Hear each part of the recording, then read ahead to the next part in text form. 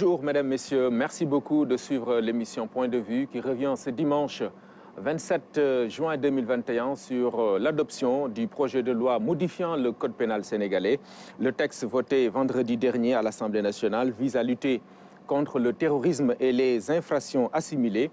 Pour mieux comprendre cette réforme qui a suscité des appréhensions du côté de l'opposition parlementaire, nous recevons le docteur Cheikh Tidiane Gadio, rompu à ce type d'exercice en sa qualité de président de l'Institut panafricain de stratégie, ancien ministre des Affaires étrangères du Sénégal et présentement vice-président à l'Assemblée nationale. Bonjour docteur et merci beaucoup. Merci Omar, merci encore une fois pour cette invitation. Comme je dis souvent, je note que quasiment tous les 6 mois, on se donne rendez-vous pour faire le point. Et je m'attendais ces temps-ci à une occasion pour parler de la situation du Sahel, parler de la sécurité dans le continent. Et là, vous me donnez une très belle occasion, justement parce qu'on partira de notre pays pour aller vers le reste de l'Afrique. Absolument. Alors, à l'Assemblée, justement, vendredi, le ministre de la Justice, garde des Sceaux, s'est expliqué. Le texte est pratiquement le fruit de conventions internationales que le Sénégal doit ratifier et devant être intégré dans notre corpus judiciaire. En complément d'information, que pouvez-vous nous dire sur les enjeux de cette réforme en lien, bien sûr, avec ces accords-là? Voilà, donc, après avoir salué nos compatriotes, je voudrais quand même dire compatriotes sénégalais et africains. C'est ça ma position. Je m'adresse toujours aux Sénégalais et aux Africains. Je voudrais dire que le Sénégal est un bijou de famille pour la communauté africaine. Je sais que des amis aux Comores, au Bénin, en Afrique du Sud, au Maroc, un peu partout dans le continent, chaque fois qu'il y a quelques difficultés au Sénégal ou quelques problèmes, ils se sentent interpellés, ils se sentent concernés, parce que pour eux, le Sénégal est une des références absolues en matière de démocratie, de droits de l'homme, de liberté publique et autres. Et donc, ils se préoccupent de ce qui se passe au Sénégal comme étant une sorte de miroir qu'ils consultent souvent pour voir un peu l'état de la démocratie dans le continent. Donc nous avons une responsabilité particulière, nous autres Sénégalais. C'est pour ça que je pense que le débat de la dernière fois, dans son anticipation par certains de nos compatriotes, pose un sérieux problème qu'il faut résoudre. Un problème d'abord de communication, de clarification. Et l'anticipation a créé ou un malentendu, disons a prouvé l'existence d'un malentendu, ou a été un acte délibéré de manipulation. Je le dis parce que j'étais très surpris en me souvenant un peu du travail que j'avais fait avec son Excellence le président Abdoulaye Wade, un des grands leaders de l'histoire politique du Sénégal, un grand chef d'État. Nous avons travaillé ensemble après le 11 septembre sur les questions de terrorisme en Afrique. Et on était arrivé à convoquer un sommet urgent de certains chefs d'État africains pour parler du terrorisme. Et je me rappelle à l'époque qu'il y avait tellement de résistance, de réticence venant des propres dirigeants du continent. Certains disaient même que, attendez, le terrorisme, c'est les pays arabes musulmans contre l'Amérique, ça ne nous regarde pas tellement. Ce qui était injuste à l'époque, c'est qu'ils avaient oublié que les 2 premiers attentats terroristes emblématiques d'une ère nouvelle dans le monde se sont passés au Kenya et en Tanzanie. Et à l'époque déjà, j'avais dit et j'avais dénoncé le fait que pour tuer une dizaine d'Américains, ces terroristes avaient massacré 200 Africains au Kenya ou plus. Et donc je disais que l'Afrique avait tout intérêt à comprendre que les terroristes vont l'utiliser comme le maillon faible, comme un terrain de prédilection où ils peuvent venir développer leurs activités. Le président Wade n'a pas réussi à obtenir le grand pacte de Dakar qu'on souhaitait sur le terrorisme, mais il a quand même obtenu une déclaration de Dakar. Et son ami Obasanjo a aidé, mais même le président Obasanjo était réticent par rapport à la question du terrorisme. Conséquence, regardez la situation du Nigeria. Quand on pensait que c'était un phénomène exogène, on se retrouve maintenant avec un des plus grands mouvements terroristes du monde et qui a commis le plus de massacres de populations civiles, les gens de Boko Haram et du soi-disant État islamique en Afrique de l'Ouest. Donc, c'était important que le Sénégal se rappelle que c'est le président Abdoulaye Wade qui est le véritable précurseur de la loi qui a été votée avant-hier à l'Assemblée nationale. Pourquoi je le dis? C'est la loi 2007, du mois de février 2007, que le président Abdoulaye Wade a présentée au peuple sénégalais via l'Assemblée nationale et qui a été adoptée. Et ça a été adopté à quelques semaines des élections présidentielles. Je ne me souviens pas à l'époque que l'opposition ait dit que l'adoption de ce document était un acte liberticide contre les libertés publiques et autres, et que le président Abdoulaye Wade voulait profiter de cette situation pour interdire les manifestations, interdire les marches, etc. Donc là, il y a quand même un malentendu. C'est que dans le cadre d'une émission, on n'a pas le temps de faire l'exégèse, mais je dis, et je défie quiconque de prouver le contraire, que le texte que nous avons voté vendredi à l'Assemblée nationale reprend mot pour mot, sans aucune addition, dans l'article 79.2.2 qui était en discussion, tout ce que le président Abdoulaye Wade avait écrit dans le document de 2007. Alors pourquoi cette loi de 2007 à 2021 n'était pas une loi liberticide? Pourquoi cette loi n'a jamais fait emprisonner un leader politique l'accusant de terrorisme depuis 2007? Et pourquoi cette loi, modifiée en 2016 et reconduite en 2021, devient brusquement une loi liberticide? Donc là, je pense qu'il y a un gros malentendu. C'est ça le problème, c'est ça la grande question. Ce que vous dites est clair. Il n'y a donc pas péril à la demeure. Pourquoi autant de tensions autour de ce texte? Je pense qu'une des erreurs commises par un dirigeant de l'opposition, que je respecte au demeurant, parce qu'il a le droit d'exprimer ses points de vue, il a dit que ce texte était conçu en réponse aux événements du mois de mars. C'est ça. Alors comment Abdoulaye Wade peut concevoir ce texte en 2007 en réponse aux événements du mois de mars 2021? Ça n'a aucun sens. Et à la limite, c'est parce que maintenant, ils ont relu ce texte. Et ils se sont rendus compte que, si vous permettez, je cite rapidement quelques éléments. Quand le président Wade, dans son exposé des motifs, disait la multiplication ainsi que la fréquence des attentats terroristes commis par des groupes de plus en plus organisés qui utilisent les moyens sophistiqués ont rendu vulnérables tous les États. Le combat mené par la communauté internationale contre le terrorisme implique nécessairement un réaménagement des législations internes. Le Sénégal, à cet égard, a modifié son code pénal.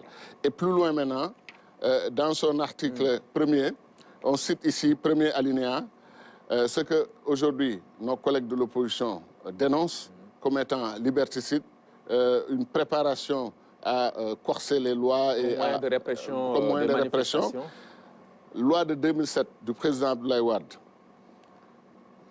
Point 2, alinéa 2, les crimes commis par participation à un mouvement insurrectionnel, visés par les articles 85, etc. Alors, les violences ou voies de fait commises contre les personnes et les destructions ou dégradations commises lors de rassemblements et visées par l'article 98. L'association de malfaiteurs, les atteintes à la vie, les menaces, les blessures et coups volontaires, même les vols et extorsions sont prévus dans cet article qui réprime le terrorisme en 2007. Et c'est repris dans les mêmes termes identiques par cette loi de 2021. Là, alors, maintenant, l'autre question que posent nos amis, si c'est vrai ce que vous dites, pourquoi avoir besoin d'une loi en 2021 qui est déjà réglée par la loi de 2007? C'est ça. C'est une question apparemment logique, mais c'est une question, franchement, qui n'a pas pris connaissance du dossier avant de s'exprimer. Pourquoi? Les lois évoluent en fonction des demandes de la communauté internationale et des besoins d'adaptation de nos propres législations. 2021 nous apporte des éléments nouveaux. Insérer des paragraphes sur la piraterie maritime, sur le financement du terrorisme, sur les crimes transfrontaliers, n'est-ce pas, la criminalité transfrontalière. Il faut prendre ça en charge dans une loi et cette loi apporte... Mais l'autre aspect qui intéresse véritablement nos amis de l'opposition, tous ces éléments-là, comme je dis, une virgule ni un point n'ont été ajoutés à ce qui a été adopté depuis 2007. Et je le mets, je ne veux pas les défier, mais je leur demande de revoir les deux et de dire aux Sénégalais en quoi ce qu'Abdoulaye Wade a adopté en 2007 est contresigné par un Premier ministre qui s'appelle Macky Sall, dont le nom figure déjà sur la loi, la révision du Code pénal de 2007, ne se retrouve pas dans la loi de 2021. Quelle est la différence? Pourquoi, encore une fois, ce qui n'était pas liberticide depuis 2007 devient brusquement liberticide? Est-ce que c'est quand l'auteur, celui qui est à la source de la loi, a des problèmes avec ses opposants à cause d'une suspicion, à cause de jugements de valeur qu'il porte sur le leader en question? Est-ce que c'est cela qui transforme une loi pénale en loi liberticide? Je ne pense pas. Donc je pense qu'il faut savoir raison garder. Le terrorisme est un sérieux problème, un fléau en Afrique. Je défends avec mes camarades de l'Institut panafricain de stratégie depuis 2012 que l'épicentre du terrorisme mondial est en train de déménager vers l'Afrique. Les gens ne nous ont pas écoutés. Ils nous ont même dit qu'on essaye de faire peur aux gens. Il faut faire attention, tout ça n'est pas vrai. Entre-temps, le Mali est tombé. Malheureusement, le Burkina, le Niger, le terrorisme a métastasé un peu partout. Le Nord Cameroun, au Nigeria. Aujourd'hui, ils ont progressé vers le Congo. J'apprends ce matin, avant de venir à l'émission, qu'une bombe a été posée dans une église en République démocratique du Congo. Ce qui est une catastrophe. L'islam, comme on le sait, croit en la tolérance et en l'harmonie religieuse. Chacun a le droit de pratiquer sa religion et ses convictions. Ces gens-là sont allés maintenant jusqu'au Cabo Delgado au Mozambique, où ils occupent une zone riche en ressources naturelles. C'est pour ça que ça confirme notre théorie, que ces gens ne sont pas venus pour des raisons religieuses. Ils sont venus prendre leur part du continent africain parce qu'ils pensent qu'il y a des ressources à prendre. Ils sont venus s'installer. Et après, si vous voulez, on parlera maintenant du cas spécifique du Sénégal. Pourquoi j'ai lancé une alerte très forte qui semble avoir dérangé certaines personnes. Je suis désolé si ça les a dérangés, mais il fallait bien que quelqu'un en parle. On va y revenir, mais il y a cette importance qui donne sens un peu à la première question que j'ai posée. Vous l'avez dit d'ailleurs, cette nécessité de réadapter, d'harmoniser nos lois en rapport avec les accords internationaux signés par le Sénégal. Visiblement, c'est donc ce qui semble motiver la procédure d'urgence qui a un peu étonné. C'est ça. Donc, on est parti de pourquoi on met association de malfaiteurs, on vise les partis politiques. Pourquoi on parle de mouvement insurrectionnel, on vise les partis politiques. Quand ces arguments n'ont pas tellement prospéré, on est passé à une deuxième phase pour poser la question de pourquoi une loi qui marche depuis 2007 l'a modifiée. On a donné les arguments. Maintenant, on est passé à l'autre question, mais pourquoi une procédure d'urgence? Qu'est-ce qu'il y a d'urgent? Tout ce qui concerne le terrorisme est urgent. Et un ami à moi à l'Assemblée nationale l'a répété, et je le dis depuis une vingtaine d'années, c'est Talleyrand qui disait « quand c'est urgent, c'est déjà trop tard ». Donc, objectivement, le Sénégal doit effectivement adapter sa législation aux conventions internationales signées par le Sénégal. Et ce que nos amis ne semblent pas comprendre, c'est que le ministre a donné une information. Tous les pays du monde ont des problèmes avec les ratifications.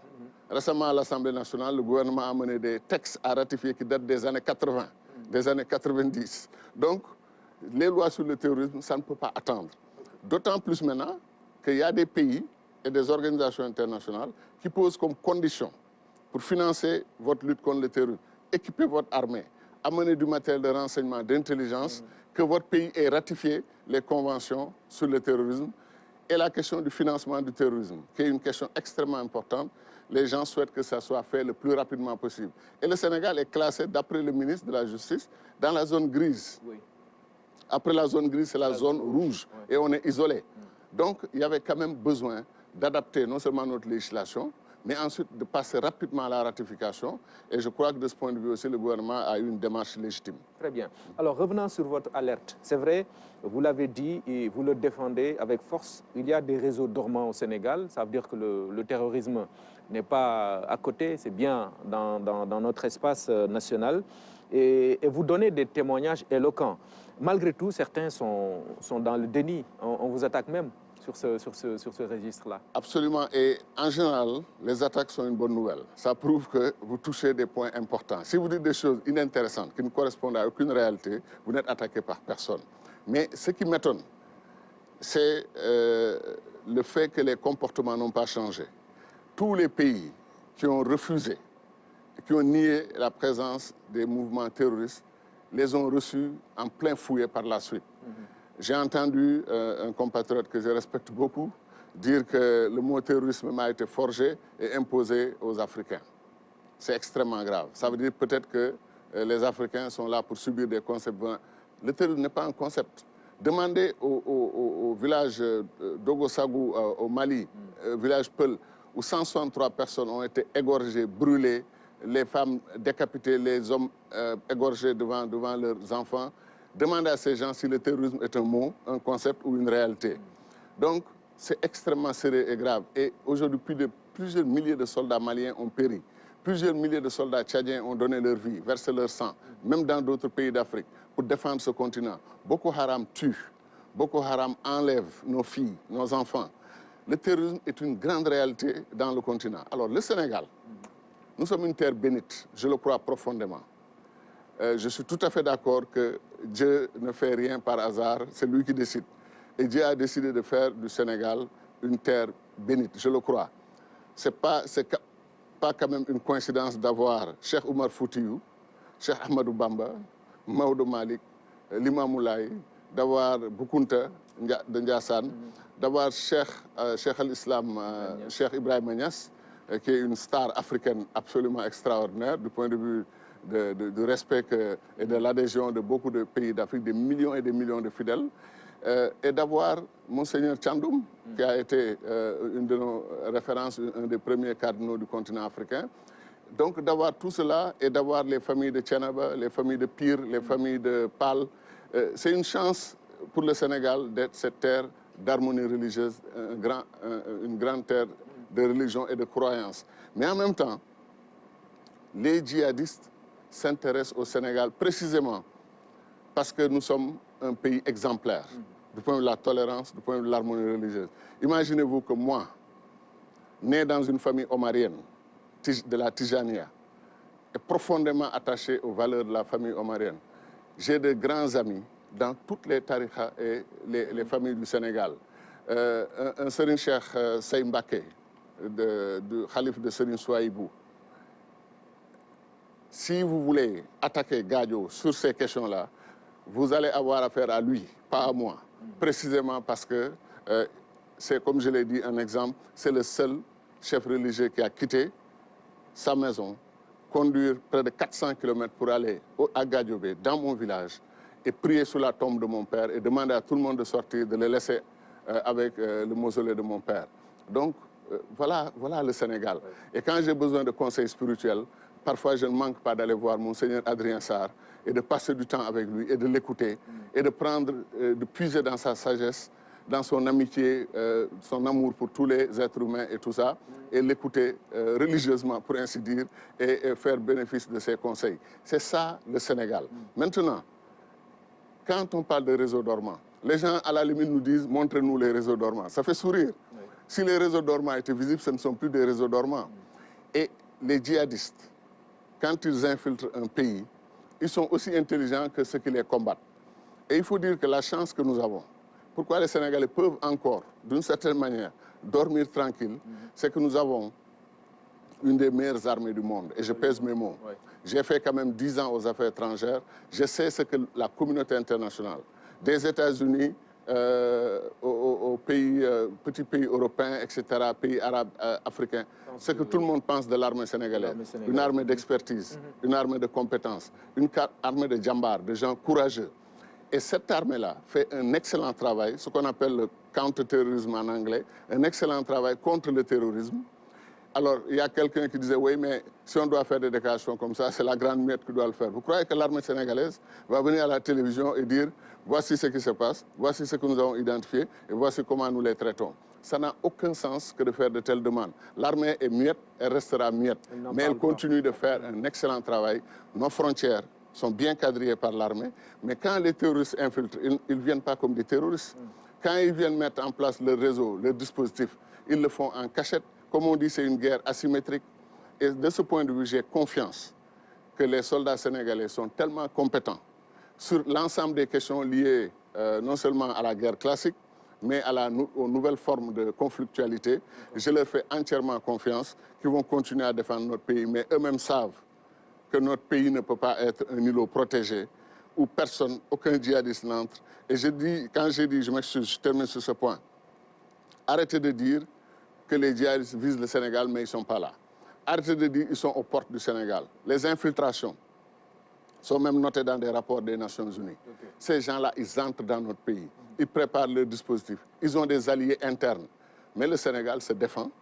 C'est pas encore, il ne faut pas créer une panique. On n'a pas voulu créer une panique, mais on a créé une alerte forte. Absolument. C'est vrai qu'on a eu des procès même sur le terrorisme, hein, et des personnes même ont été poursuivies, sont encore poursuivies.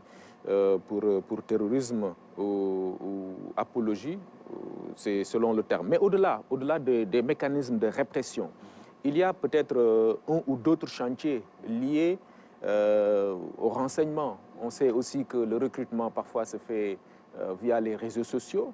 Alors, finalement, pour avoir, et je pense que c'est ce qui est encore plus important, l'adhésion des populations à cette cause noble, qu'est-ce qu'il faut faire à votre avis? Je crois que vous posez une question extrêmement centrale. La guerre contre le terrorisme ne se gagne pas uniquement par des moyens militaires. Hein, c'est ce que les gens appellent le tout sécuritaire. Encore que je ne crois pas qu'en Afrique, on ait les moyens du tout sécuritaire. On essaye, on fait ce qu'on peut. Mais les populations doivent être associées du point de vue de l'explication du danger que représente le terrorisme et des formes d'existence et des formes d'action des terroristes pour que les populations puissent prendre leurs responsabilités. Sans la participation, sans l'éveil des consciences, sans la formation dans les quartiers, dans les villages, l'ennemi va passer comme, disons, comme un poisson dans l'eau et va se déplacer librement et tranquillement.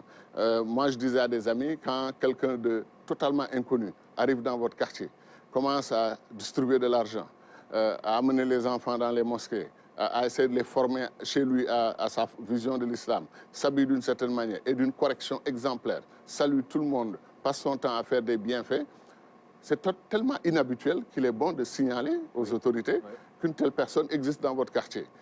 On sait les rivalités entre l'islam chiite, l'islam sunnite, les gens qui se déploient dans nos pays, qui construisent des mosquées gratuitement et tout ça. Certains le font à bon escient et pour de bonnes raisons, mais d'autres ont un agenda politique. Le Maroc, par exemple, a arrêté ces mouvements-là et a fermé toute agence faisant ce genre d'activité en prenant en charge lui-même ce genre de problématique. Donc c'est pour dire que vous avez raison, si on n'associe pas les populations, si on rate cette phase, et si, comme le font certains collègues, et je regrette de le dire, qui banalisent le fait terroriste, qui disent aux Sénégalais que des gens comme Gadio, comme d'autres, genre c'est des oiseaux de malheur, ils racontent des histoires, etc.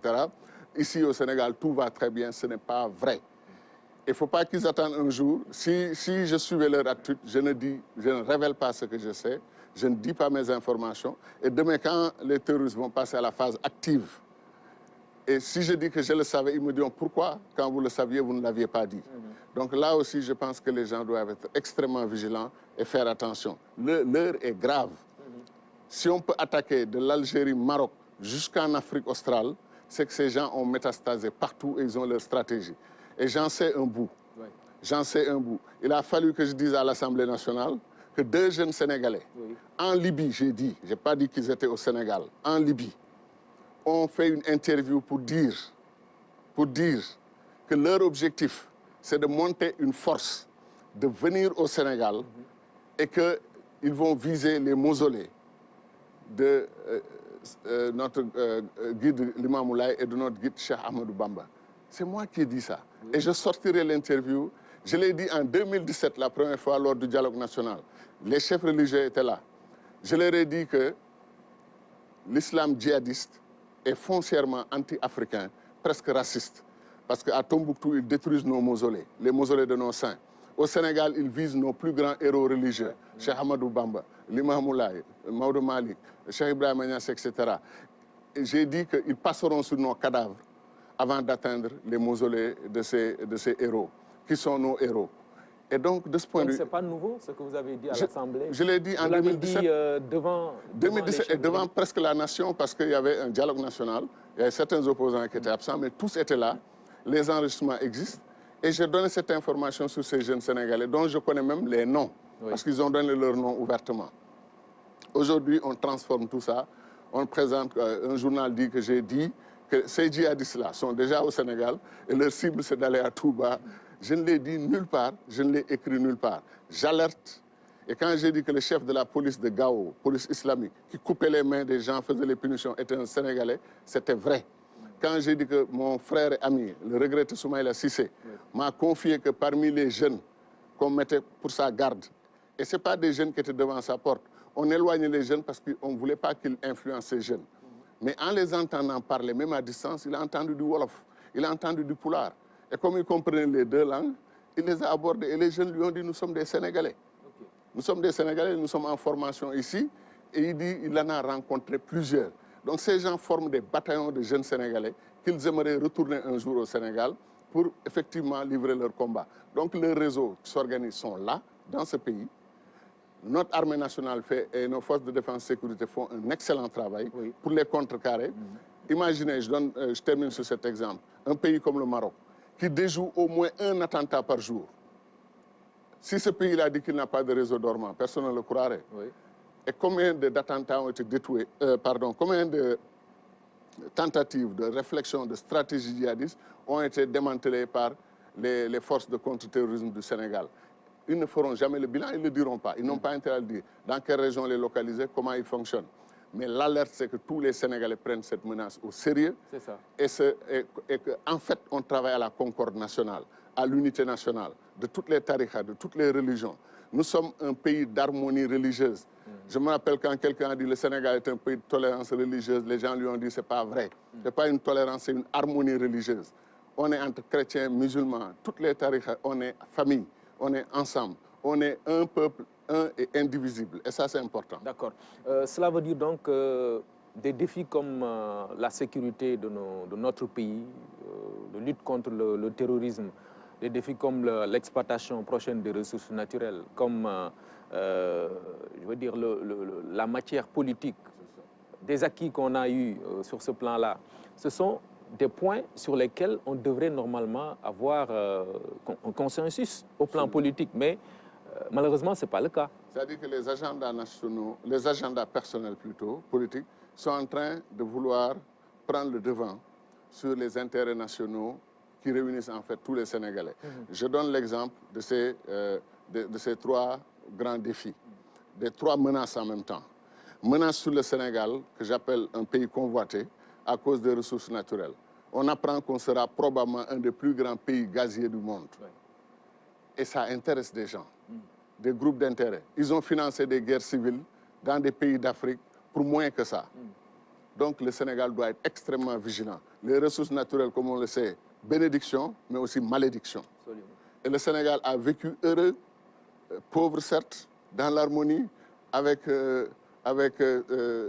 l'amitié entre un pays post-ethnique, hein, post-régionaliste, un pays post-religieux à la limite du point de vue il n'y a pas de confrontation entre les religions. Nous avons ce beau pays-là, avec d'éminents intellectuels, les Cheikh Anta Diop, les Makhtar Mbow, les Senghor, les Hassan Sek. Vous pouvez en citer Abdoulaye Ly. Si je commence à citer, je ne vais plus m'arrêter. Ce beau pays-là, il faut le préserver. Le pétrole, s'il doit nous amener des ruptures, des attaques, des guerres civiles, des financements, on peut dire au pétrole, merci, est-ce que vous pouvez aller couler vers d'autres sources, d'autres pays et nous laisser tranquilles. Ça, c'est un premier point, menace. Deuxième menace, la menace sécuritaire. Il faut qu'il y ait un consensus national. Moi, je suis prêt, si mon frère Djamil, Mansour Sy Djamil, qui est député à l'Assemblée, avec qui j'ai d'excellentes relations humaines, s'il est prêt, avec d'autres députés, on peut prendre l'initiative d'un dialogue, d'un forum national, qu'on discute des questions de sécurité, des questions de terrorisme, qu'on harmonise notre démarche et nos concepts. Un Bakary Samb, par exemple, qui est un brillant cadre sénégalais sur ces questions. Lui et moi, on a harmonisé nos positions. On parle quasiment le même langage. On va dans toutes les rencontres internationales pour défendre les intérêts du Sénégal et de l'Afrique. Donc ça, c'est la menace terroriste. Et l'autre menace, c'est sur notre démocratie. Il faut qu'on fasse très attention. Quelqu'un a dit, et je suis d'accord, il ne faut pas que, je vous cite son passage sur la sécurité, il ne faut pas perdre en liberté sans gagner en sécurité. C'est très important. Et que dit Kofi Annan aussi? Kofi Annan, qui était un champion de la lutte contre le terrorisme et pour la sécurité des pays et pour la démocratie. Kofi Annan, que Dieu bénisse son âme, il dit « Les droits de l'homme ne peuvent être sacrifiés au profit de la lutte contre le terrorisme. » C'est important. Il n'y a rien d'incompatible entre la défense des droits de l'homme et la lutte contre le terrorisme. Ensuite, il dit au contraire, le principe moral qui sous-tend les droits de l'homme, celui d'un profond respect pour la dignité de chaque individu est une de nos armes les plus puissantes pour combattre le terrorisme. Mais en même temps,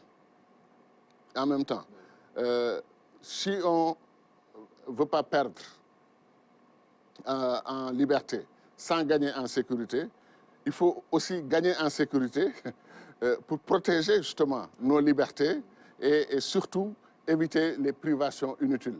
Donc le fait de nous accorder que la sécurité précède le développement. Et ça, c'est du Cheikh Anta Diop pur que je défends partout. Oui. Sans sécurité, il n'y a pas de développement, il n'y a pas de démocratie.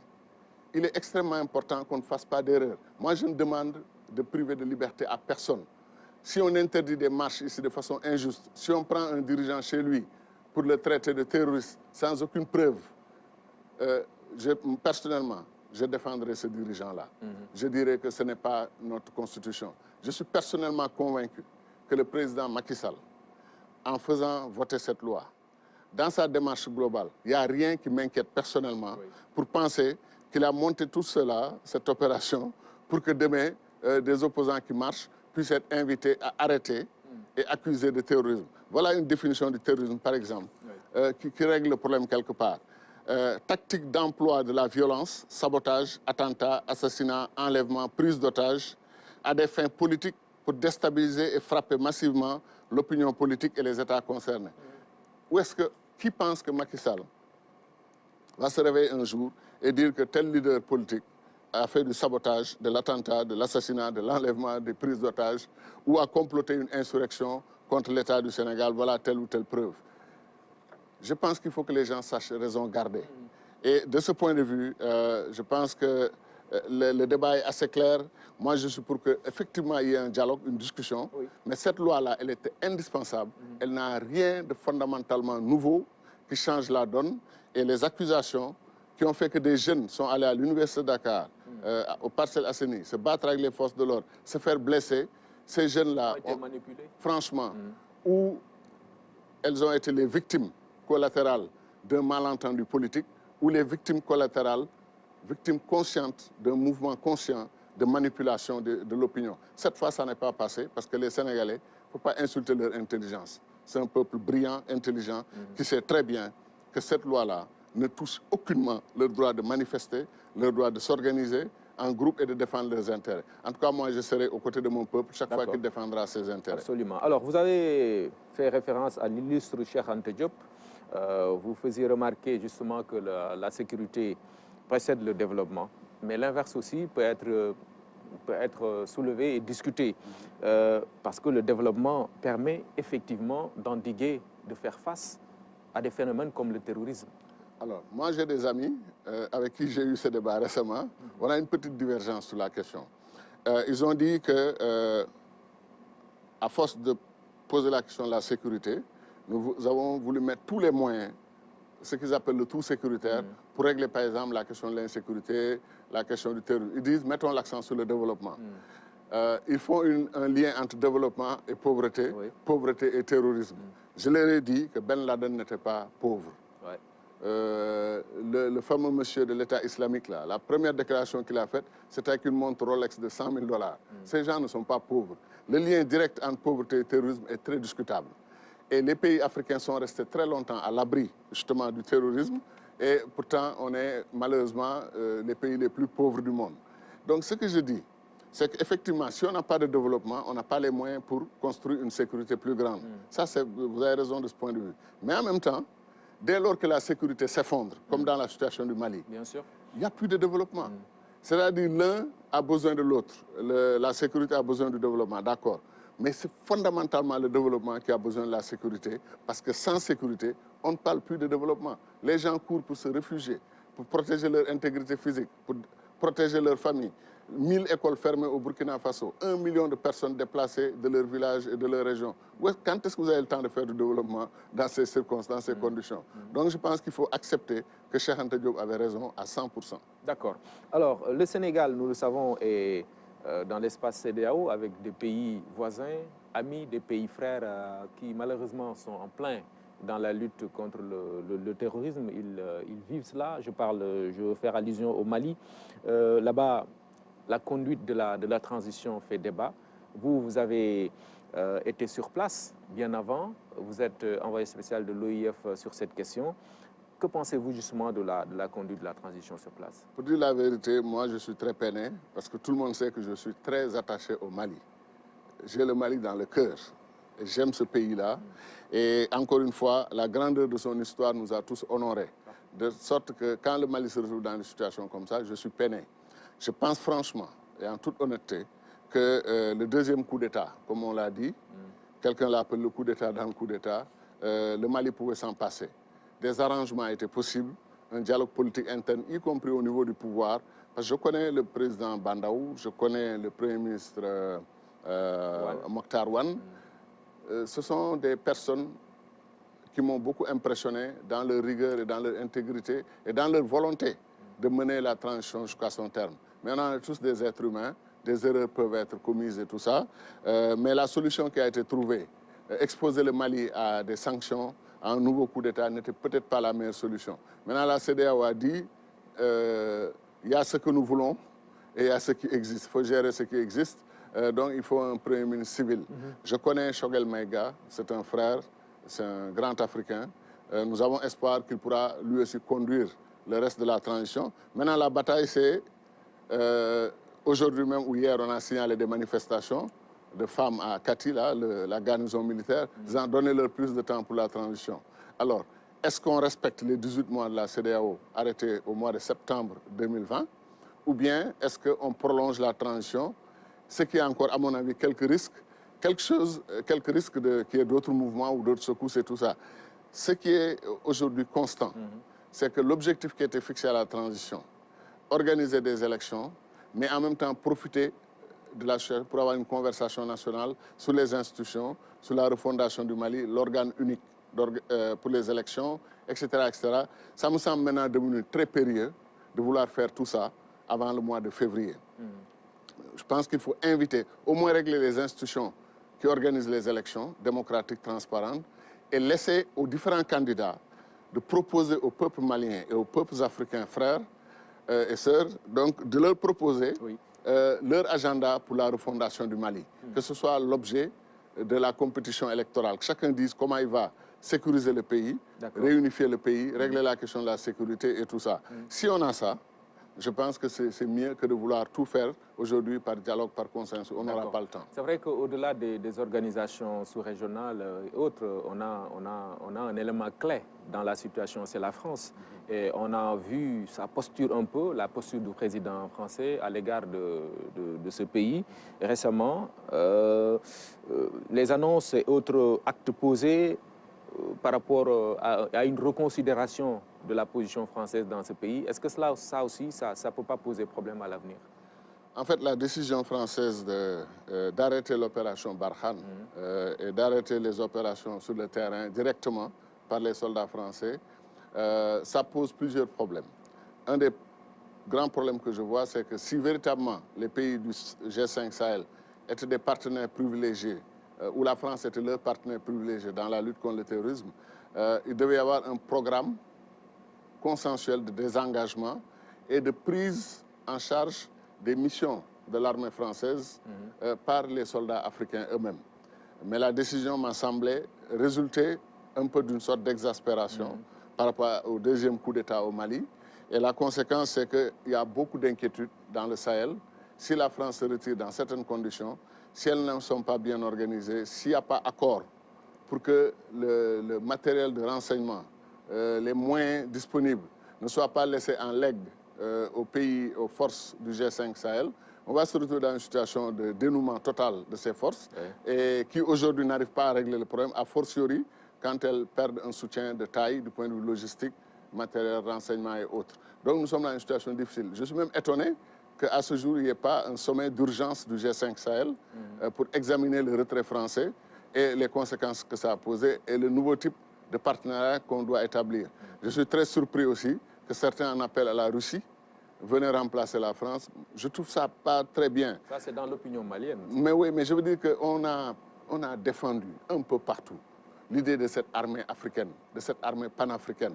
Mutualisons nos forces et faisons face à nos ennemis. Les gens refusent. Et maintenant, on dit, oui, vous croyez que les Russes vont venir? Si jamais ils arrivent à faire le travail, ils vont plier le bagage et dire merci et partir. Non, il ne faut pas entrer dans cette logique. Ce n'est pas la solution. La solution sera africaine, panafricaine, plutôt que d'appeler des forces étrangères. Okay. Maintenant, par rapport à l'attitude de la junte malienne, ce qu'on dit, à tort ou à raison, c'est que, bon, voilà, elle a été inspirée par la situation au Tchad. On a été plus indulgent avec les amis du Tchad que, voilà, Voilà. Alors moi, je me trouve être un ami. Je dis que j'ai le Mali dans le cœur, mais je me trouve aussi être un ami du Tchad. Ouais. J'ai été un petit frère et ami du président Idriss Déby, ouais. Et vraiment, je prie pour le repos de son âme. Et je dis que c'est un grand Africain qui a donné sa vie pour l'Afrique, pour la défense du continent africain. Je sais qu'il y a toutes sortes de théories dans le net et tout ça, mais moi, ce que je retiens, c'est qu'un chef d'État, chef suprême des armées, est allé devant ses troupes et il a perdu la vie là-bas. Alors, et c'est une grande perte pour l'Afrique, et je le dis en passant, ce n'est pas une révélation, je l'ai déjà dit à quelques amis. Le président Déby et moi avons eu un tête-à-tête il y a 4 ans, 5 ans, sur le projet de son élimination. Ah oui. Par des forces djihadistes et des forces occultes qui étaient basées en Libye. Et il m'a fait un grand sourire quand je lui ai dit ça, en me disant on ne peut pas échapper à son destin. C'est comme un homme qui n'avait pas peur de la mort. Donc, c'est arrivé. Le Tchad se retrouve dans une situation où c'est son chef d'État qui est tué au front. D'après ce que je sais, et j'en ai même discuté avec des amis tchadiens qui ne sont pas du côté du pouvoir, effectivement, la procédure a été entamée de demander au président de l'Assemblée nationale d'assurer l'intérim. Il était choqué par la mort du président Déby, sa santé n'était pas très bonne. Il a préféré que les militaires tchadiens organisent la défense d'abord du territoire national, la riposte contre les rebelles, et ensuite qu'on puisse voir comment organiser la transition. C'était le premier enjeu pour lui. Ce n'était pas des histoires d'organiser des billets morts, on organise des élections dans 90 jours. Ce n'était pas ça l'enjeu pour lui. Donc, est-ce qu'il y a eu coup d'État au Tchad? Les gens disent oui, il y a eu coup d'État au Tchad. Quel régime a renversé quel régime? Quel officier a renversé? Est-ce que le fils Déby a renversé le père Déby? Je pense qu'il faut que les gens fassent attention. Les deux situations ne sont pas les mêmes. Justement, c'est que parfois on compare des pommes et des oranges et c'est très difficile. Je pense qu'il faut faire attention. Et si les jeunes militaires maliens ont été inspirés par l'attitude indulgente de la communauté internationale et de la CEDEAO, de l'Union africaine, pardon, pour dire que si c'est le cas pour le Tchad, pourquoi pas pour nous? Ça, par contre, je les respecte beaucoup. Et je respecte leur intelligence pour ne pas penser qu'ils ont fait un raisonnement aussi simpliste. Eux-mêmes savent qu'il n'y a pas eu un coup d'État militaire au Tchad, comme celui qui a déposé un président démocratiquement élu au Mali. Ce n'est pas du tout la même histoire.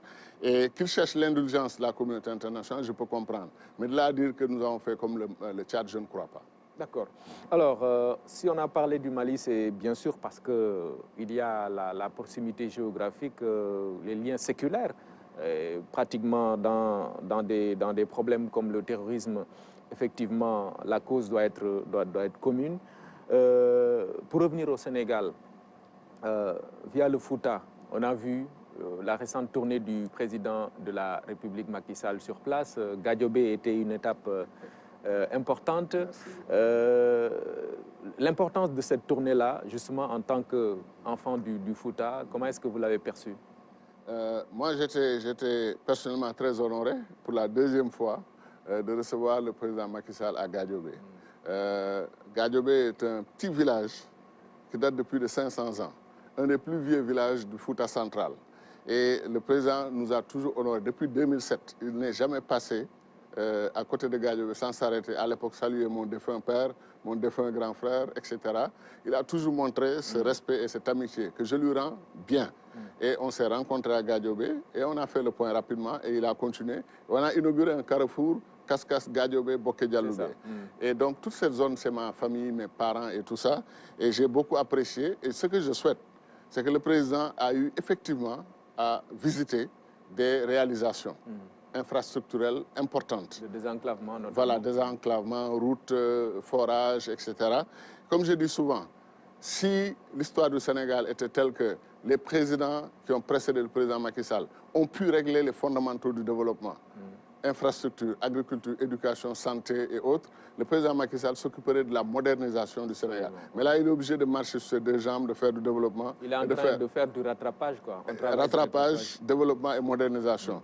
Moi, je l'encourage, vraiment en saluant ce qu'il a déjà fait, pour que les 3 grandes régions périphériques qui ont toujours souffert de l'abandon, le Fouta, Tambacounda, Casamance, que le président mette le paquet dans ces régions périphériques. Pas parce que je suis originaire du Fouta. J'ai toujours défendu que la Casamance était la priorité nationale numéro 1. Donc de ce point de vue, je n'ai aucune ambiguïté. Mais je pense que ce qu'il a fait Maintenant, les gens ont dit que ce n'était pas des tournées uniquement économiques, etc. Voilà, mais que ses amis politiques aillent l'accueillir, franchement, on ne peut pas l'interdire, sauf qu'à demander à tout le monde de prendre les précautions. On est encore en période de pandémie et d'observer certaines mesures barrières, etc., etc.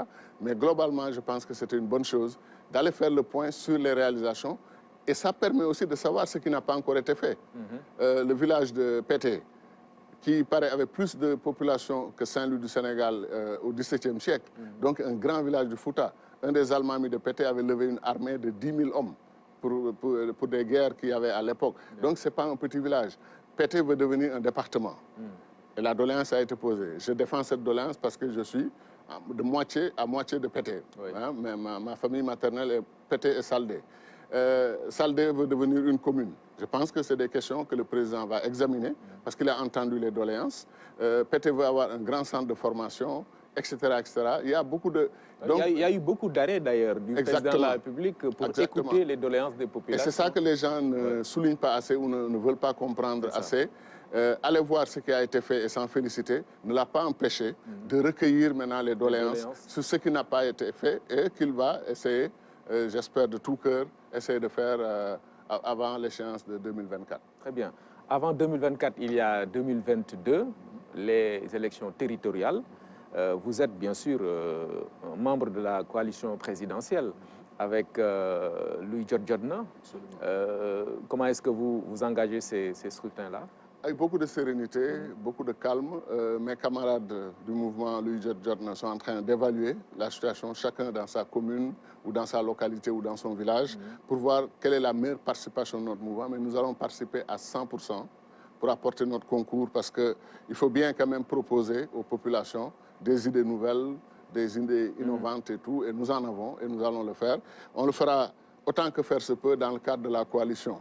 Si malheureusement certains vont en solo, ils ne vont pas nous demander de les suivre dans leur solo. On sera obligés, nous, de présenter notre programme et notre candidature.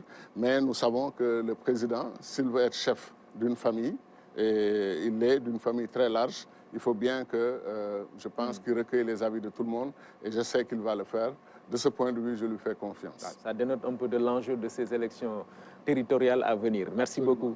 Absolument. Merci, docteur, d'être venu. C'est toujours un plaisir de vous accueillir sur ce plateau. Et le temps est toujours trop court, hein, quand ouais, on est ensemble. Voilà. Surtout quand on est avec vous. Merci beaucoup, mesdames, messieurs, d'avoir suivi. On se donne rendez-vous dimanche prochain.